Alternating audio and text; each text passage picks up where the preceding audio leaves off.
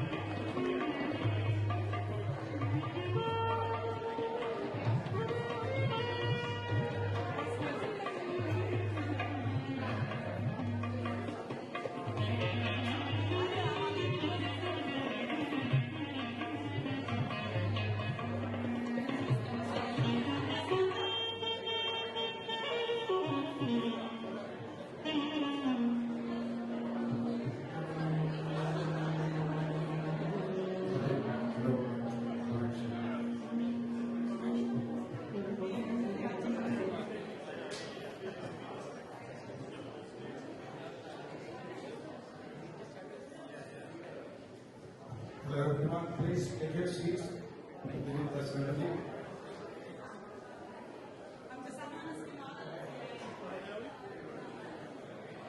Hello everyone, can you please hear me? Please take your seats. We'll be starting the ceremonies shortly.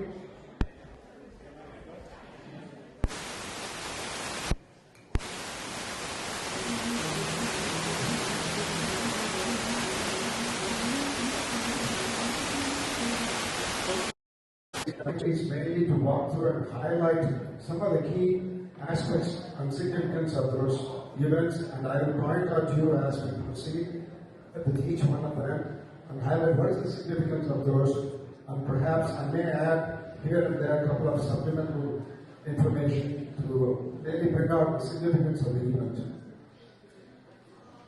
As you can see, this is going to be like a Bollywood movie style type of wedding. The whole setup is so marvelous, very well done, beautiful arrangements. It may look like a Bollywood movie, however, that's on the lighter side of it. You're going to see fireworks, you're going to see all kinds of mesmerizing activities going on today. But most importantly, I want to underscore, which is to me the most important thing, the Hindu marriage is very, very highly significant. So it is on the real philosophical and spiritual side of it is extremely significant, and I hope some of you who are not familiar with this might take away something from what the ceremony is all about and what does it really imply in their married life. I know there are many scholars here and Sanskrit scholars amongst us here, so please forgive me and pardon me if there is any errors or omissions. It's totally mine, nothing to do with any other families. So please bear with me, and for those who are not familiar, it is our fervent hope that you will walk away with such key messages of what the marriage is all about. So with that, I'd like to make a quick introduction about what the Hindu marriage ceremony is all about. It is written in your brochures, and I might supplement that with a few things. I want to highlight this is the perfect union of the bride and the groom. It is to bring them together for 7 lifetimes of their life. It is just not only Sarayu and Ashwin who are going to be united, it is their families, Ashwin's family as well as Sarayu's family, who are being brought together close in the form of this marriage ceremony. Lots of these events have all been predetermined. That's a philosophical note. We are not, but certainly it is a predetermined, and for 7 lifetimes they are supposed to be together, and this whole wedding is a blessing of those events.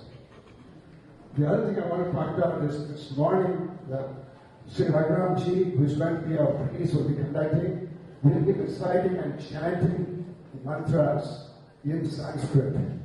Sanskrit is one of the most ancient languages ever to have known. It is the language of the gods, the Hindu gods. So there's a lot of merit and meaning and significance to the language and how and what is being recited. So it is a very powerful vibrations that is being set here today, and it also goes to say that the benefit is also for those who are attending, listening to this. So it is my humble request that you please pay your attention to what is being performed follow the brochures in addition to what I might be able to do as an additional explanation of the marriage. I hope that this will be a very, very engaging event. One thing I want to point out is all the participants of this marriage have got some very important duties. This is a very participatory event. This is not something that you sit and just walk away. This is absolutely a very, very participating event. There are three main roles that you as an audience play in this. I want to point out and make sure you are aware. The first one is you all serve as the witness. By the way, I want to mention that the Hindu marriage is celebrated as the marriage of the gods. It is the marriage of Ashwin and Vishnu. So in all the ceremonies that are being conducted, the bride and the groom are personified as the sort of gods in presence. So a lot of events are very, very relevant. Actually, when you saw when the groom was walking in, the bride's family washed the bridegroom's feet. That is the worship of the Lord Vishnu himself. So there's a very, very high relevance of that every aspect of the event here, the entire setup is supposed to be very, very divine.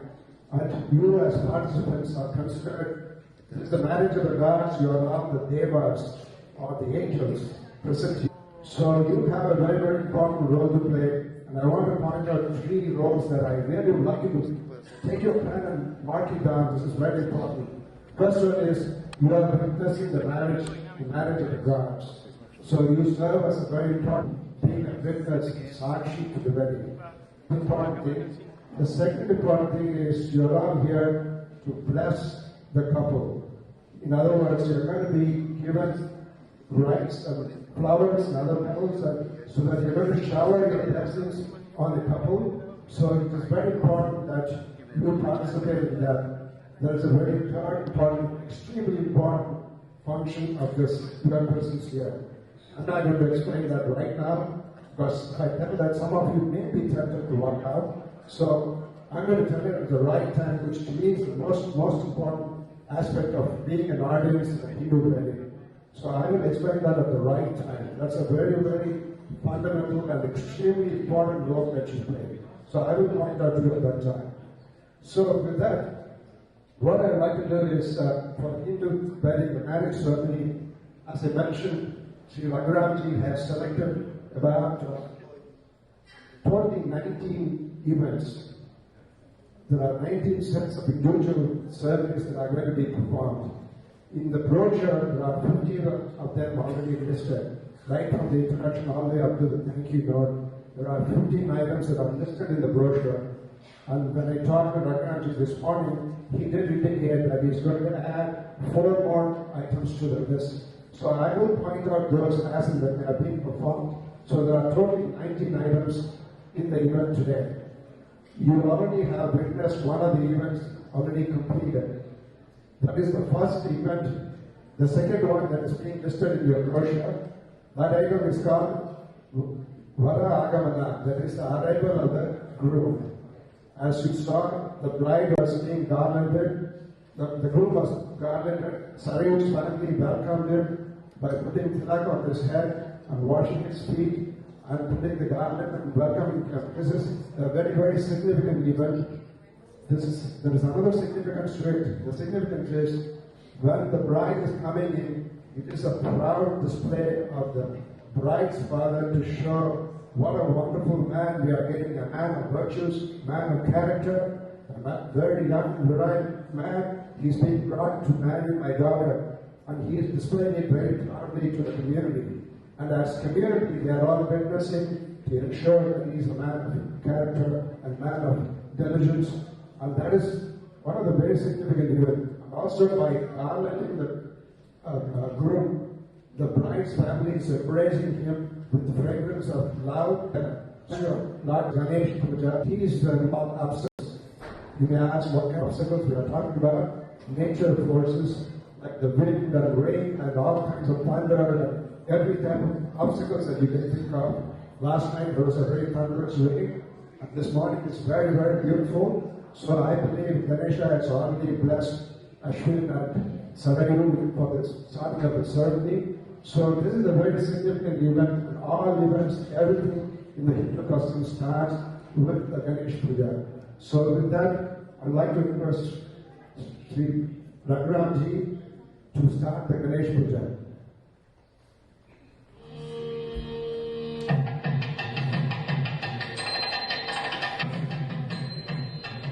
There is an announcement, please.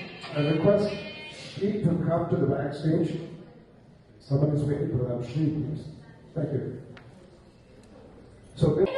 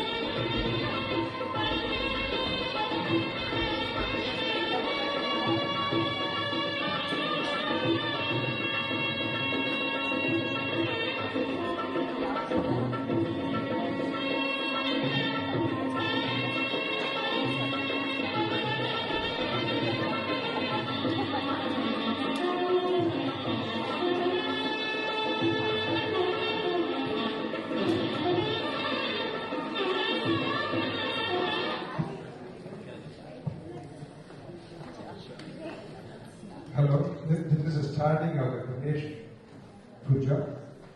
Sri Raghuramji, who is a scholar in Sanskrit and who is very well versed in the Hindu marriage ceremonies, will be conducting this.